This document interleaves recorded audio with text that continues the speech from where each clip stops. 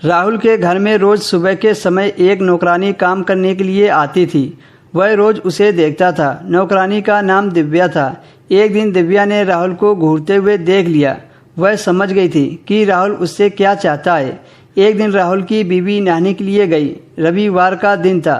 तभी दिव्या घर पर काम करने के लिए आई। राहुल ने गेट खोला और वो अंदर आकर रोज के कामों में लग गई। दिव्या झाड़ू लगा रही थी और राहुल उस समय बेड पर बैठकर टीवी देख रहा था। दिव्या जैसे ही झाड़ू लगाते हुए पास आई तो राहुल को उसकी छाती दिखने लगी।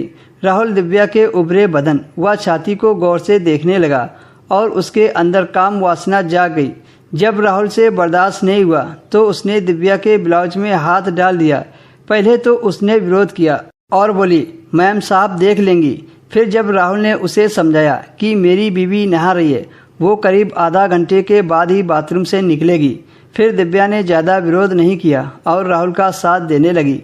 कुछ देर तक उसके बदन को सहलाया। फिर राहुल ने उसको छोड़ दिया क्योंकि उसकी बीवी घर पर थी। राहुल अब मौके की तलाश में रहने लगा। फिर कुछ दिनों के बाद राहुल की पत्नी को मायके जाना था।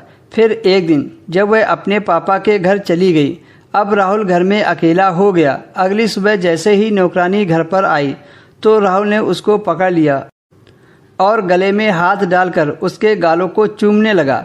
वह भी राहुल का साथ देने लगी। राहुल ने एक हाथ से उसके ब्लाउज को खोल दिया और उसकी छाती को जोर जोर से दबाने लगा। ऊपर के कपड़े निकालने की वजह से दिव्या शर्माने लगी। दिव्या की अभी 2 महीने पहले ही शादी हुई थी। इस वजह से उसका बदन अभी टाइट था और शायद दिव्या अपने पति से संतुष्ट नहीं थी।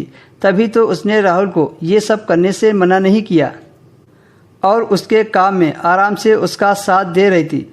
वो अभी 18 साल की थी। फिर राहुल ने दिव्या के नीचे उंगली कर दी तो वह दर्द से चिल्ला उठी।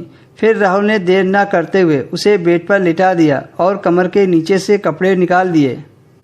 अब दिव्या राहुल के सामने पूरी निर्वस्त्र थी। राहुल ने देरी न करते हुए दिव्या के ऊपर लेट गया और अपना काम शुरू कर दिया। कुछ देर के बाद वह दिव्या के ऊपर से हट गया।